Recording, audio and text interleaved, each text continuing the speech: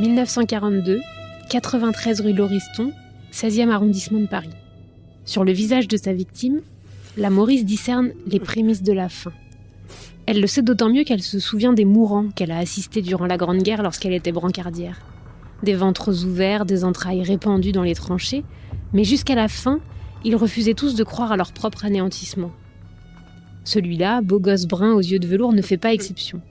Il aurait eu toute la vie devant lui s'il n'avait pas croisé Violette Maurice. Secondée par 2 sbires, elle s'acharne à arracher aux jeunes résistants le nom de son chef de réseau, le lieu et la date d'une livraison d'armes. Puisque les coups ne suffisent pas, elle sort son instrument préféré, le chalumeau. Voici l'histoire de Violette Maurice, la hyène de la Gestapo. Habillée en homme, cette forte personnalité a été une championne sportive avant la guerre. Mais pendant l'occupation, c'est pour l'occupant nazi qu'elle exerce ses talents de tortionnaire.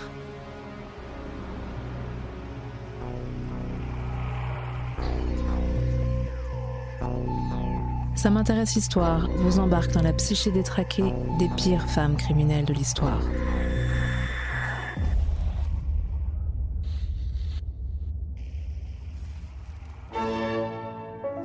Violette Maurice connaît à la perfection les forces et les faiblesses du corps humain. Et pour cause, elle a tourmenté le sien à l'extrême. Dans sa jeunesse, elle est une athlète hors norme, collectionnant les titres dans de nombreuses disciplines sportives. Championne d'Europe du lancer de javelot en 1921, championne du monde de lancer de poids en 1923. Elle gagne le prix d'Andrézy de course cycliste en 1922. Elle pratique aussi à haut niveau la boxe, le tennis, l'haltérophilie, la lutte gréco-romaine, le water-polo, l'équitation ou encore le football. Et en 1927, elle remporte le bol d'or automobile. Joséphine Baker est sa copilote dans des rallyes caritatifs car Violette Maurice est alors une gloire nationale.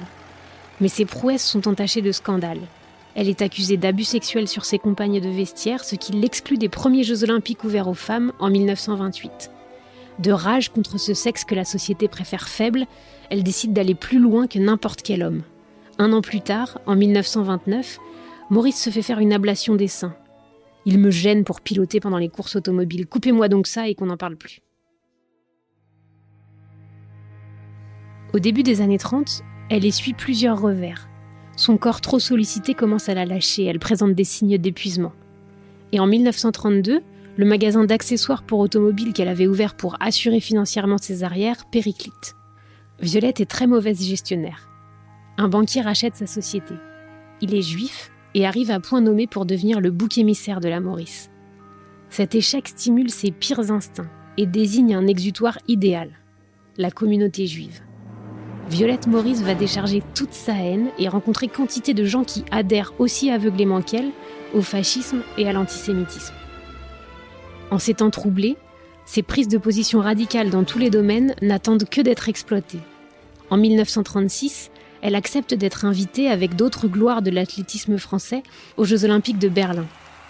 Mais pas à n'importe quelle place. Elle siège dans la tribune du Führer. La propagande nazie attise sa rancœur contre la France prétendument menacée par la chienlit judéo-bolchevique. Les officiels du Reich lui offrent du champagne et une médaille honorifique pour l'amadouer. À partir de 1939, elle se laisse même recruter comme espionne pour les nazis. L'un de ses premiers coups d'éclat est d'introduire 2 agents du Reich auprès d'une amie d'enfance, épouse d'un grand patron de la métallurgie française. Grâce à Violette, l'Allemagne obtient un prestataire de plus pour contribuer à faire tourner ses usines d'armement. En septembre 1939, l'Europe plonge dans la guerre. Violette Maurice est convaincue qu'Hitler sera vainqueur. La paramilitaire, l'esthétique totalitaire, le culte du corps musclé l'ont subjuguée. En France, on la regarde comme un monstre de foire. Dès le début des années 30, elle déclarait déjà « Nous vivons dans un pays pourri par le fric et les scandales, gouverné par des phraseurs, des magouilleurs et des trouillards. Ce pays de petites gens n'est pas digne de ses aînés, pas digne de survivre.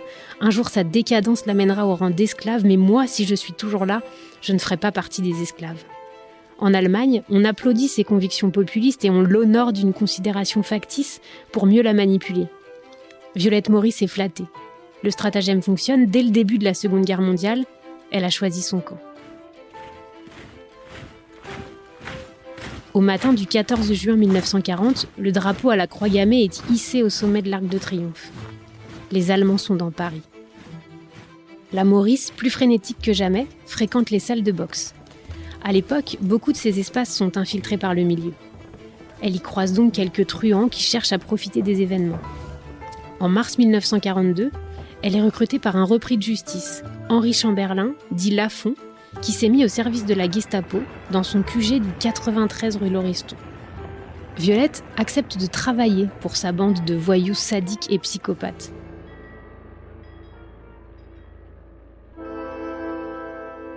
Une de ses premières missions réussies, infiltrer et faire arrêter les membres d'un réseau de résistants marseillais, dont certains travaillent pour la Croix-Rouge.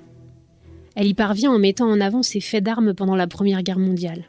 D'abord ambulancière à Amiens, elle s'est illustrée en secourant les blessés et en assistant les mourants sur le front d'Artois.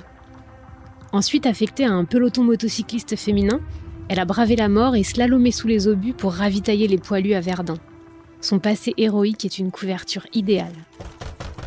En août 1943, elle aurait contribué à démanteler un groupe de résistance baptisé Chestnut, essentiellement composé de pilotes et de mécanos franco-britanniques, dans lequel elle a pu s'immiscer forte de son ancienne réputation dans les rallyes automobiles. Elle aurait non seulement fait rafler les responsables du réseau, mais se serait aussi chargée elle-même des interrogatoires. Selon les recherches du mémorialiste Raymond Ruffin, Violette Maurice aurait ainsi participé à l'éradication d'au moins 5 réseaux de résistants, notamment en Sologne, dans l'Eure et en Normandie. C'est d'ailleurs dans cette région que les nazis l'envoient en 1943, car ils redoutent un débarquement. Il devient urgent pour les Allemands de détruire les appuis potentiels dont les Alliés pourraient y bénéficier. Violette Maurice a pour ordre de nettoyer les poches de résistance qu'elle découvrira. Au volant de sa traction 15 chevaux Citroën dont les SS lui ont fait cadeau, elle écume la campagne, interroge collabos et indicateurs, n'hésitant pas à torturer tous ceux qui lui paraissent suspects. Elle s'est métamorphosée en machine à tuer. Contrairement à ses amis truands qui profitent de l'occupation pour s'enrichir au service des nazis, elle opère par plaisir et conviction. Sa silhouette, abîmée par les traitements hormonaux, le tabagisme et l'arrêt brutal de ses activités sportives, semble aussi bestiale que son comportement. Les services secrets britanniques donnent l'ordre officiel de supprimer cette furie qui est devenue un des pires ennemis du monde libre. Le 26 avril 1944, à 18h35, sa traction Citroën est interceptée dans l'Eure, près de Lieuret, par le groupe du commandant Leblanc, chef du maquis Surcouf. La tôle gémit et l'acier crépite, criblé de plusieurs centaines de balles. Sur son visage ensanglanté se discerne la même incrédulité devant la mort que celle de ses victimes. Un dernier râle et son corps mutilé s'effondre dans la boue. La bête est morte.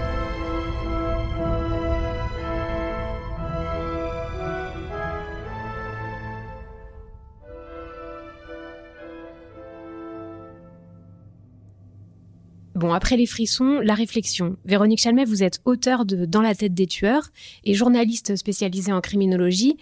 On va décrypter ensemble le profil de Violette Maurice. Bonjour Véronique. Bonjour Afsané. Alors, Violette Maurice n'est pas une meurtrière ordinaire. À quelle catégorie on peut dire qu'elle appartient ? Alors, Violette Maurice s'est accoquinée avec des gangsters et elle a rejoint une bande de collabos. Et on peut dire que c'est une tueuse opportuniste en quelque sorte. Elle a profité du contexte historique pour laisser libre cours à ses pulsions les plus sombres. Alors justement, dans le récit, on parle d'un exutoire à la violence de Violette. Et cet exutoire, c'est la haine des Juifs. Finalement, sa façon de basculer dans la collaboration la plus ignoble et les meurtres les plus atroces, elle est assez banale pour l'époque. Tout à fait, puisque en fait, elle avait focalisé cette haine sur un banquier juif à l'origine qui avait racheté son affaire.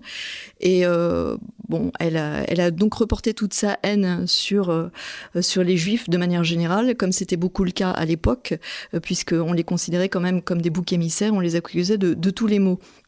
Et son profil ressemble un petit peu, dans son passage à l'acte, par la suite, à celui qu'on trouve, qui a été décrit par Louis Malle dans le film La Comte Lucien, en 1974, où là, on voit très bien un jeune en fait qui ne sait pas trop vers quel camp aller et qui va vers la voie la plus facile, celle où on le flatte, celle où on flatte ses bas instincts. Et c'est exactement ce qui va se produire aussi pour Violette Maurice. Mais alors justement, elle s'acoquine avec des gangsters, mais contrairement à eux qui tuent par cupidité, elle, on sent qu'elle a d'autres motivations. Lesquelles ? Oui, en fait, elle choisit le camp de ceux qu'elle envisage comme les futurs vainqueurs, tout simplement. Elle veut gagner, c'est une compétitrice, et pour elle, la perte de son statut, de ses biens matériels, par exemple, n'est pas envisageable. Donc, elle choisit librement le camp de la collaboration. Alors justement, c'est un profil assez particulier. C'est quand même une femme remarquable. Avant la guerre, c'est une pionnière. Elle a tout assumé, ses formes, son amour des femmes. Elle est championne dans les stades et sur les circuits de course automobile qui, à l'époque, devaient vraiment pas être des lieux très féminins. On voit que la presse adore raconter ses exploits. Est-ce qu'on peut dire qu'il y a deux périodes radicalement différentes dans sa vie, ou est-ce qu'en fait il y a un continuum entre la Violette de l'avant-guerre et la Violette de la collaboration ? Alors c'est un peu les deux, puisqu'en 1927 c'est vraiment une gloire nationale, c'est une championne, donc elle est auréolée de ses réussites et de ses victoires, et puis effectivement en 1942, là on la retrouve au service de la Gestapo, et notamment du truand Henri Chamberlain, dit Lafont, qui était le tortionnaire de la rue Lauriston. Mais entre ces deux périodes, le continuum, c'est un petit peu sa personnalité, elle, qui est une personnalité provocatrice, donc libre à tout crin, ce qui peut être très bien. Mais en l'occurrence, elle va choisir, avec cette liberté qu'elle a et qu'elle revendique, une mauvaise voie. Merci beaucoup Véronique. On se retrouve à l'issue de notre prochain épisode sur les meurtres en couple avec Martha Beck et Raymond Fernandez, les tueurs des cœurs brisés. Cet épisode a été écrit et scénarisé par Véronique Chelmet et Cyrielle Lemoine-Tolba, raconté par Afsané Saboui et réalisé par Lucas Vibo. Si ce podcast vous a plu, parlez-en autour de vous et mettez-nous plein d'étoiles sur les plateformes. Retrouvez aussi les 2 premières saisons de Scènes de crime sur vos plateformes habituelles. À bientôt.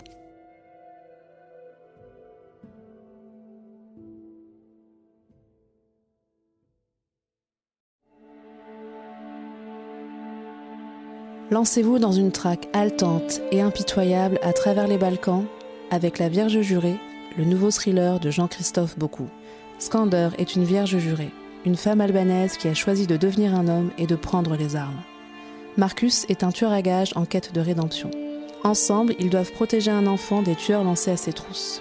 Une chasse à l'homme effrénée, distinguée par le Grand Prix du suspense psychologique 2021, décerné par Ça m'intéresse Histoire et les éditions Les Nouveaux Auteurs.